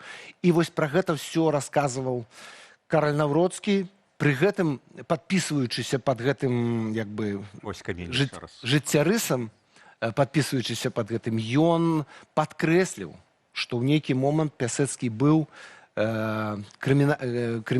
крымінальнікам, быў злачынцам, і быў сказаны на смерць, яму быў вынесены смяротны вырак, які в апошні момант быў заменены на 15... Дзякуючы яго літаратурным здольнасцям. Не, тады яшчэ ніякай літаратуры яшчэ не было. Гэта было, як сведчыць легенда, што была просьба ад выведкі, з якой супрацоўнічаў Пясэцкі, вельмі паспяхова. Яны сказалі, што ягоныя заслугі перад польскім грамадствам все ж таки досыць высокія, і каб яму замянілі смяротны вырак на 15 год самая строга вось гэта вензення турмы. Ведаеце, гэта ўсё-такі беларускі шлях, і турма, і агенты, і ўсё тое, пра што вы расказваеце, але вось пра літаратуру, калі казаць, чаму творы, а можа і не патрэбна іх зараз чытаць беларусам, ці вы рэкамендуеце беларусам прачытаць, і чым яны могуць быць важныя і карысныя сучасным беларусам? Я аднойчы чытаў польскую рэцэнзію, але скажу пра расійскую рэцэнзію. Бо дзякуючы маім высілкам, маім намаганням, упершыню пачалі перакладаць Пясэцкага, але выдавецтва, да якога я звярнуўся, на якое я ціснуў, пераклала спачатку на расійскую мову. Беларускае выдавецтва? Беларускае выдавецтва зрабіла першы наклад на расійскай. Я быў страшна незадаволены. Яны на вокладкі размясцілі маю фотку, я там стаю з наганам. Гэта был кадр, дарэчы, з кліпа, які здымаў Белсат. І вось гэтая фотка трапіла на вокладку «Любовнік большой медведицы». Але дзякуючы гэтаму перакладу кніжка трапіла ў Расію. І вось адзін з піцерскіх крытыкаў вельмі высока ацаніў гэтую літаратуру, і менавіта ён параўнаў з Бабелем. І кажа, што шкада, што яна не трапіла, эта літаратура, да нас тады, калі Бабель, тады, калі была напісана. Бо яна б стала проста часткай всей гэтай прасторы. Бо гэты час не апісаны ні ў каго, а ў Пясэцкага апісаны. А польская рэцэнзія выглядала наступным чынам. Хочаце пачытаць лепшую кніжку пра польскую выведку? Гэта «Богом ноцы równi». Хочаце пачытаць «Роўныя з багамі ночы». Хочаце пачытаць лепшую кніжку пра перамытнікаў, пра кантрабандыстаў, гэта «Каханак вялікай мядзведзіцы». І так шмат, ну там не ўзгадваецца менская зладзейская трылогія, таму што яна пра Менск. Але гэта атмасфера, вось гэта крымінальная вялікага горада, я думаю, што яе можна было накласці і на Варшаву, і на любой вялікі горад. Таму гэтая літаратура вельмі якасна апісвае гэты час, які ў нас проста не апісаны. І я вам скажу самы мой вялікі боль. Калі я пачаў пісаць мой сцэнар, яшчэ не было ані Peaky Blinders. Я якраз хацела ўзгадаць. Не было яшчэ Peaky Blinders і не было Берлін Вавілон. Што за сцэнар? Я пішу сцэнар паводле тых часоў, паводле гэтага вайбу. У маім сцэнары няма канкрэтна кніжак Пясэцкага. Пясэцкі прысутнічае як адзін з бочных персанажаў, не пісьменнік, проста малады крымінальны падлетак, які ўдзельнічае в агульнай движухе. Ён заўсёды стаяў асабняком, і за ім замацаваліся такія уласцівасці. Але мае героі, якія дзейнічаюць, яны больш сталыя, больш свядомыя, і выглядае гэта так: ставка Сталіна, Менск-Ракаў, ставка Пілсудскага, а далей там Черчилль і Гітлер. То бок вось гэтая вось уздоўж чыгункі, яна вся задзейнічана вельмі моцна ў маім сцэнары. Будзем чакаць. То бок, вы даеце параду пачынаць чытаць. Калі вы любіце вось гэты серыял з Кевінам Мёрфі, тады, калі ласка, Пісецкага чытайце, бо вам спадабаецца. Дзякуй вялікі, што прыйшлі да нас. Сергей Пісецкі, Піт Павлаў. Гэта вопратка нават твая адпавядае цалкам нашай тэме, я так і зразумеў, так? Так і ёсць. Так і ёсць. Мне падаецца, капелюшы таксама будуць прыдатныя. Цікава. Калі нехта ёсць з Ляхавічаў, з Ракава, усе тыя гарады, усе тыя часткі Беларусі, пра якія мы пісалі, калі ласка, напішыце ў каментарах, цікава, ці глядзіце вы нас. Напішыце таксама пра кнігі, якія вы прапануеце прачытаць. Ну, а мы ідзем да сусветных навінаў. Так, да сусветных навінаў. Ці пра кнігі паглядзім, што там яшчэ ёсць.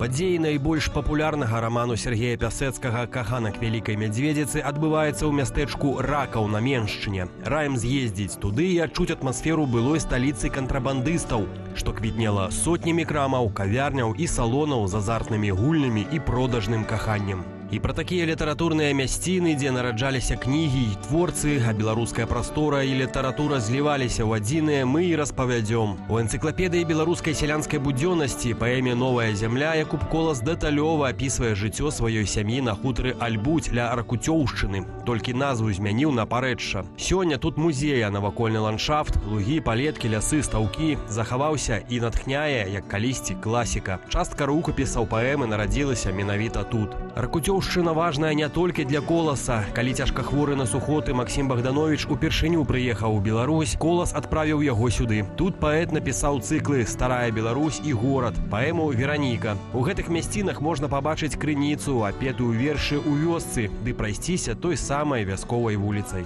Вакол Полацку ў апавяданнях Яна Баршчэўскага кожная мясціна мае легенду. У касцёле святога Казіміра, царква Барыса і Глеба, нібы пабудаваная самімі святымі, маёнтак Экімань з панарамай гораду. Асабліва цікавыя гісторыі звязаныя з полацкім езуіцкім калегіумам, сёння корпусам Полацкага універсітэту. Тут вучні выпускалі мыльныя бурбалкі з дзіўнымі стварэннямі. І гэта далёка не поўны спіс, дзе гісторыя і літаратура сустракаюцца, а кожная паездка па гэтых мясцінах – гэта магчымасць дакрануцца да спадчыны вялікіх пісьменнікаў і адчуць атмасферу іх твораў.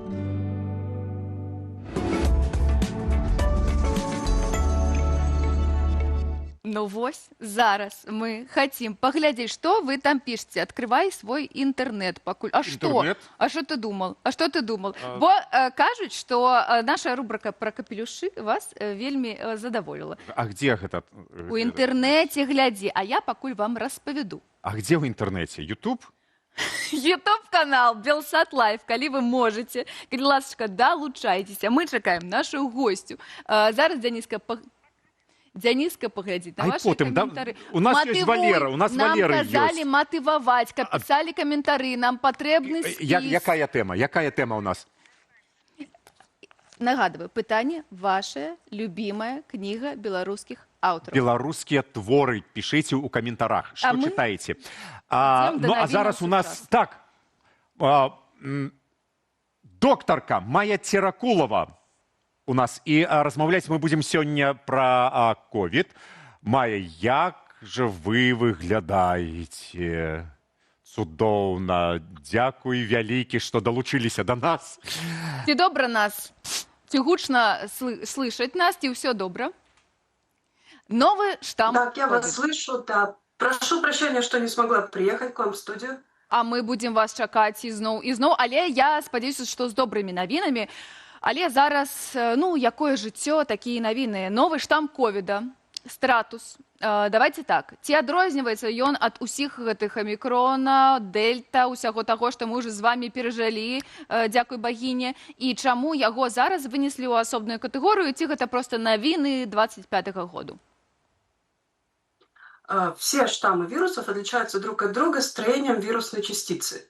И этот очередной штамм отличается от предыдущих. Проблема его в том, что его отличие достаточно выражено. И наша иммунная система, которая уже знакома с другими штаммами коронавируса, может в этот раз не так эффективно распознавать новый штамм и не так эффективно с ней бороться. То есть если вы когда-то переболели каким-то более-менее близким штаммом, может сработать перекрестный иммунитет, и ваш организм, ладно, не за 2 дня, за 4, но за 8-12 часов распознает и справится с вирусом, который слегка изменен.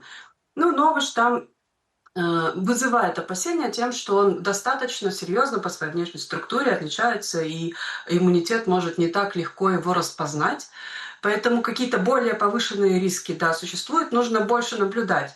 Но по тем случаям, которые сейчас вот клинические картины смотрим, заражение происходит, заболевание, ну, иммунный ответ, может быть, не так эффективно реализуется, но клинические картины пока не самые тяжелые. То есть отличие его в том, что он отличается, внешне отличается, иммунитет с ним быстро не справится. Но в том, что он более опасный, пока мы об этом не говорим.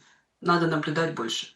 А як яго сімптомы ўплываюць на агульны стан арганізма? Што чалавек адчувае і як вось увогуле ковід адрозніваецца ад грыпу? Мабыць, гэта не зусім разумнае пытанне, але я як мужчына не зусім разумею. Что ковид, что грипп, что аденовирус и любые другие респираторные инфекции, они имеют очень схожую клиническую картину. Это вот катаральные явления, насморк, кашель, там, горло болит, слезится в глазах, или симптомы общей интоксикации, повышенная температура, там, плохое самочувствие. И это общая клиническая картина для вирусных инфекций как таковых.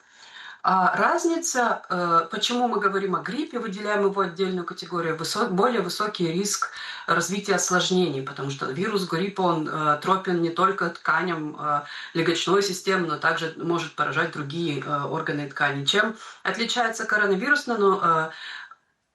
специфической реакцией иммунного ответа мы, может, помним вот этот цитокиновый шторм, который был спровоцирован именно специфическим действием этого типа вирусов. Поэтому клинически, если не дошло до осложнений, ничем отличаться не будет. Ни грипп, ни коронавирус, ни любая другая респираторная вирусная инфекция. Вот если это стандартное течение, 2-3-5 дней плохое самочувствие, потом улучшение состояния, выздоровление. Без осложнений все одинаково. Осложнения могут быть в зависимости от инфекции. Давайте зробім такі телемедычны чэк-ап. А вось як зразумець, што зараз у цябе, калі ты, я спадзяюся, калі вы дома, напрыклад, на канапе, што гэта дакладна гэты штам віруса? Я чытала пра тое, што і адчувала сама, але вось не ведаю, ці быў у меня грып, ці быў гэта ковід. Што вельмі жорстка становіцца у горле, вельмі такі цяжкі кашель і заўсёды сушыць. Ці гэта можа казаць пра гэты штам, ці гэта таксама можа быць і сухое паветра, і грып. Ёсць нейкія такія моманты, па якім можна зразумець, што гэта нібыта гэты новы штам ковіда? Все вот эти специфические моменты, они скорее больше говорят о вашем организме, да, о состоянии воздуха в помещении, чем о конкретной вирусной инфекции. То есть это такие очень мелкие, может быть, слегка наблюдаемые закономерности, которые в целом не выводятся в обязательную клиническую картину. То есть мы не говорим, что вот если у вас есть конкретный это симптом, это точно ковид, а если его нет, то это, нет, это просто катаральные явления. И они могут быть разными, и тут в зависимости, большая зависимость от того, как восприимчив ваш организм, какие фоновые патологии у него есть, чем конкретно от вируса. Если нет осложнений, это стандартное течение, то вы не отличите коронавирус от гриппа или от любой другой респираторной инфекции. Давайте зараз паговорым аб тым, як сабе абараніць, як палепшыць імунітэт. Разумею, аб гэтым ужо казалі столькі разоў, але ж варта казаць і яшчэ раз казаць. Палепшэнне імунітэту, я не ведаю, там бабціны рэцэпты, спорт, імунамадулятары, інгібітары, часнык, лук, імбір. Што працуе насамрэч? Вы столько всего разного перечислили, и умные слова, и иммуномодуляторы, и бабкины рецепты. И на самом деле об этом действительно очень много говорят, там и в рекламе телевизора, и блогеры всякое продают, но это ничего не действует. И говорят так много, потому что, а врачи повторяют одно и то же, очень скучное одно и то же, потому что нечего придумывать нового. Мы с самого начала правду как сказали, так оно и есть. Чтобы повысить иммунитет, чтобы просто надо быть здоровым. Чтобы легче переносить болезни, надо быть здоровым. А чтобы быть здоровым, надо вести здоровый образ жизни. Вот совершенно скучно. Никаких прорывных открытий до сих пор не случилось. Вот как надо было лучше быть здоровым и а чтобы быть здоровым, надо вести здоровый образ жизни. Так вот никаких иммуномодуляторов, никаких бабкиных средств больше врачи не признали. Стоят на своем, надо быть здоровым, и все тут. Гулять на свежем воздухе. Каждый день должны быть аэробные физические нагрузки. То есть вы можете прогуливаться, но лучше прогуливаться быстрым шагом. Нужны определенные кардионагрузки, тоже там индивидуально по возрасту, состоянию здоровья. Физические нагрузки, правильное питание, проветривание помещений. Совершенно скучные, стандартные рекомендации здорового. Вы разумеете, что зараз вось гэтую частку ніхто не слухаў, усе рабілі нічога не чую. Давайте так, хотя б за імбір.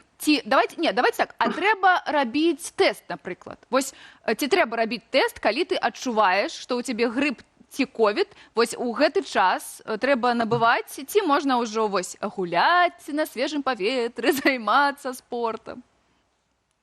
Если вы себя плохо чувствуете, пока спорт надо приостановить. Прогулки, возможно, если вы там, более-менее себя чувствуете. Зачем делать тест? Например, если у вас есть контакт с пожилыми родственниками или там на работе вы контактируете с кем-то, кого хотелось бы защитить, то да, тут лишний раз стоит поберечь людей, которые находятся в группе риска, и даже после облегчения собственного состояния, еще там 3-4 дня, попытаться ограничить вот этот контакт с ними.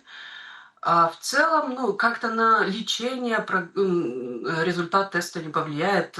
Специфического лечения именно коронавирусной инфекции не существует. И нужно будет все так же просто контролировать свое состояние, кроме того парацетамола, которого нынче боятся опять. Сбивать температуру, если вы себя очень плохо чувствуете. Обильное питье, проветривание помещения, больше особо специфического лечения нет. И при неосложненном течении тест необходимо делать только для того, чтобы понимать, что вам стоит защитить от себя кого-то из группы риска. А вось раней тыя штамы, якія былі, яны неяк на захворванні вось гэтай часткі чалавека, я не ведаю, як гэты таракальны аддзел назваць, і ўсё тое, што там унутры, неяк уплывалі. І шмат хто рабіў гэтыя здымкі, і ўсё было дрэнна. Ці гэты штам зараз праяўляе сабе, як гэты неяк уплывае на гэтую нашу частку? Як это называется? Что это? Интерстициальная пневмония это называется, но это достаточно узкоспециализированный медицинский термин. В долгосрочной перспективе, учитывая массовость заболевания коронавирусной инфекции, к большому росту дыхательной недостаточности не привело перенесенная коронавирусная инфекция. То есть долгосрочно слишком тяжело на функции легочной системы заболевание коронавирусом даже теми штаммами не сложилось. И коронавирусная инфекция – это не единственная, которая может вызывать пневмонию, не единственная респираторная инфекция. И осложнения после перенесенной коронавирусной инфекции не более выраженные или более частые, чем от многих других вирусных инфекций. То есть тут тоже выраженной специфики нет. К коронавирусной инфекции стоит относиться как очередной респираторной инфекции, которая, к сожалению, появилась в нашем социуме и теперь циркулирует. У нее есть определенные риски, особенно для определенных категорий людей, там люди старшего возраста. Вакцинация пока проблемная тема, но вот как к гриппу мы относимся привыкли. Хотя тоже достаточно опасная вещь с высоким риском осложнений. Сейчас как раз начался, активно идет период вакцинации от гриппа, и я призываю не игнорировать. Особенно, я проработала 12 лет педиатром, бывают тяжелые осложнения у детей, у маленьких детей до 6 лет в группе риска. Вакцинироваться от гриппа сейчас необходимо. От коронавирусной инфекции не всем, но люди с пожилого возраста тоже могут об этом подумать. То бок, як я зразумеў, коронавірус з намі, з чалавецтвам, я маю на ўвазе, гэта ўсё, гэта норма, гэта з намі назаўсёды, і не трэба ісцеріць, як гэта было падчас 19-20 года, калі прыйшоў вось гэты крызіс коронавірусны. Гэта наша рэчаіснасць зараз, так?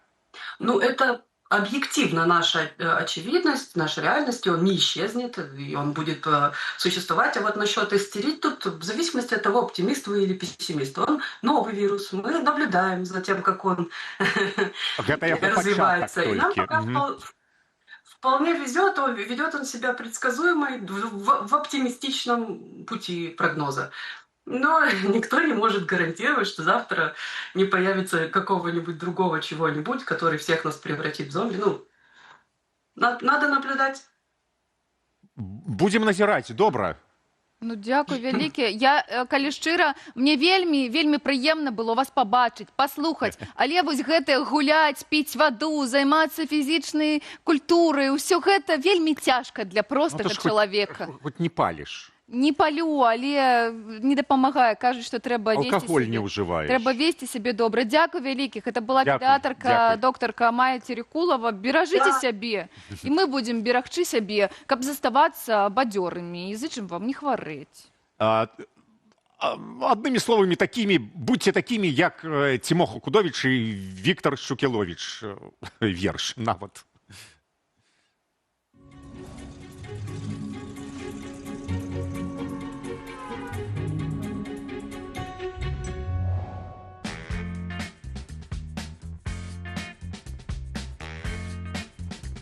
Тимох, припиніся.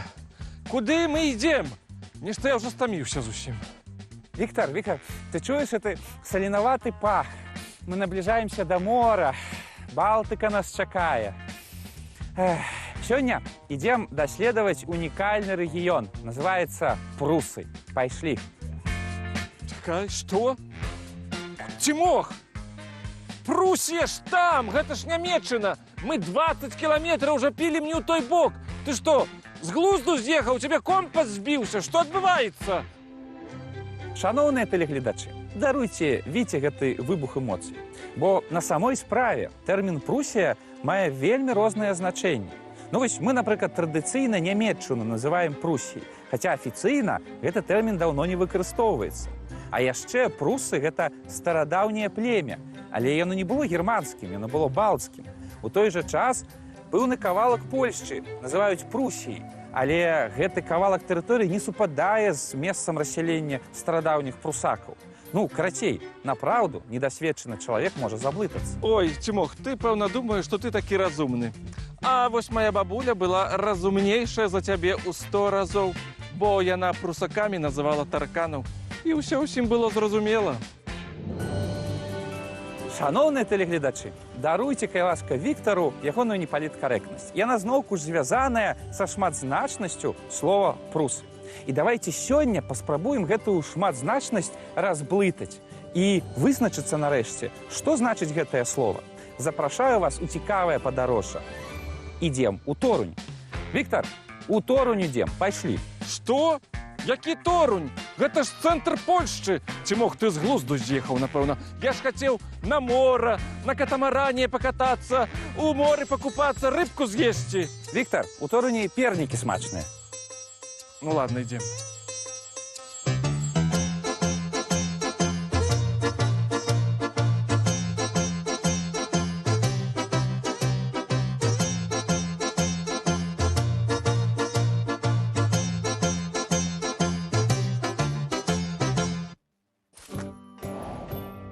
У першым стагоддзі нашай эры на паўднёва-ўсходнім узбярэжжы Балтыйскага мора жыў кангламерат плямёнаў, якіх пазнейшыя даследчыкі назвалі балтамі. Яны гаварылі на балцкай мове і рассяляліся на землях сучаснай Латвіі, Літвы, паўночным захадзе Беларусі і паўночным усходзе Польшчы. Прусы – адно з гэтых балцкіх плямёнаў. Яны былі тыповымі варварамі свайго часу. Варылі піва, пакланяліся язычніцкаму богу Беркунасу, палявалі на дзічыну, любілі паваяваць хоць бы з кім, пры гэтым дзяржавы сваёй не мелі, але мелі правадыроў плямён.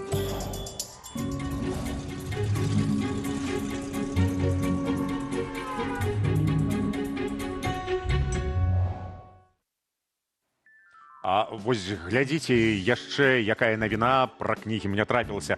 У Злучаных Штатах Амерыкі нейкім неверагодным прарывам літаратурным, мабыць, феноменам стаў раман «Алкімайст» пісьменніцы Сэнь Лінь Ю. Пішуць пра рэкордныя папярэднія замовы на кнігу, пра кантракт нават на экранізацыю.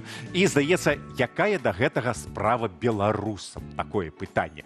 А такая справа, што твор быў натхнёны дзвюма кнігамі. Першая – гэта «Гарры Поттер», а другая – гэта кніга Святланы Алексіевіч «У вайны не жаночы твар».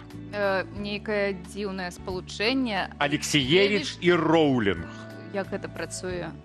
Натхнёна. Вельмі цікава было б знайсці і пачытаць, калі вы купіце, калі ласачка. Ну, дашліце, мы вернем пасля. А зараз Валер у нас. Валер не свае кнігі прынёс. Ён прынёс каментары. Што піша? Денис, па-першае, за тое, што ты ў лес паспрабаваў лезці на мою дзялку, я табе шпілечку вярну. Якая дзялка? Я табе, ну, ты бы паспрабаваў за мяне чытаць нашы каментары, не назвалі сярод пісьменнікаў цябе, не назвалі. Вось. Добра, затое я назваў. Слухайце, ну, шмат было згадак пра класіку, гэта Караткевіч, Быкаў, згадвалі нават Кастуся Каліноўскага і так далей. Ян Камаур мой. Гэта я толькі ўзгадваў, і мой таксама, гэта проста супер. З сучасных таксама вельмі шмат згадвалі, напрыклад, Ева Вежнавец, па што ідзеш вуча, гэта папросту космас. Дзіцячыя кнігі таксама ўзгадваліся, там Ганна Янкута, напрыклад, Кот Шпрот, Уладзімір Ягоўдзі, гэта заклятыя скарбы. Бахарэвіча таксама ўзгадвалі. Ой, паслухайце, вельмі шмат. Таксама смяяліся з таго, што варта чытаць все-таки крымінальны кодекс і канстытуцыю ў Беларусі. Што чытаць, не заўсёды перадрукоўваюць яе. І нават такое было. Чытай, не чытай. І шмат гаварылі пра тое, што все-таки цяпер малавата чытаюць людзі кніг, больш слухаюць аўдыё слухаюць, а таксама Белсад глядзяць і праз Белсад вучаць мову. Дзякуй, што так напісалі. Таму, калі вы пакуль не чытаеце, ці ўжо ўсё пачыталі, вось вам музыка. Слухайце тады, танчыце, калі ласка, развітваемся. Да заўтра з вамі будзем.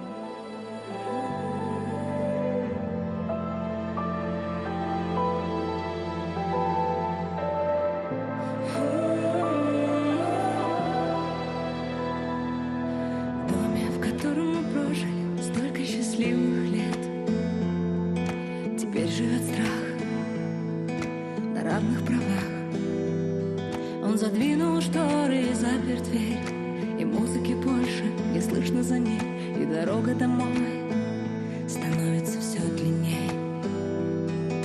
В доме, которому отдано столько любви и сил, живет кто-то другой, кто-то чужой. Он не любит смех, не любит гостей. Настало время плохих новостей. Он спилил наше дерево, которое ты посадил. И полетели по свету белыми птицами мои друзья, как вырванные страницы, чтобы жизнь написать с нуля. Мир, который мы знали и не можем никак забыть, больше не существует, а мы. Мир, который мы знали и не можем никак забыть, больше не существует, а мы продолжаем жить.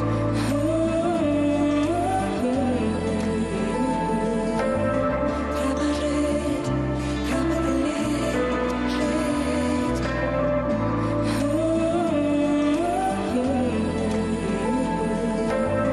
Треба жить, треба далі жить.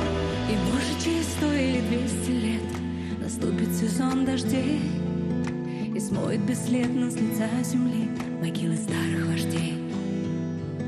Ворвется потоком дневной эфир, отмоет всю грязь до дна, и больше никто никогда уже не вспомнит их имена. И на обломках наших надежд вырастет новый сад, и люди будут встречать рассвет, как 1000 лет назад. И будут новые песни, и будет новый герой, и, может быть, дети наших детей поплачут от нас с тобой. И полетели по свету белыми птицами мои друзья, как вырванные страницы, чтобы жизнь написать с нуля.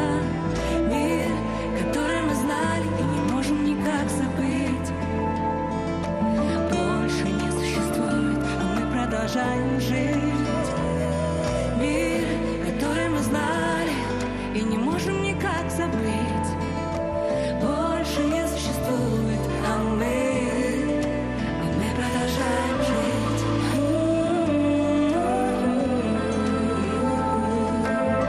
Треба жить, треба далі жить.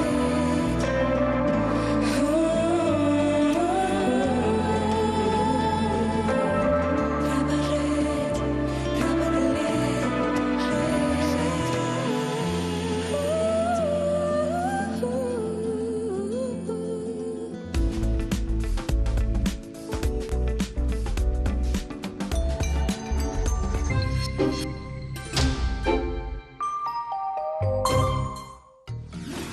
Сёння на Белсаце.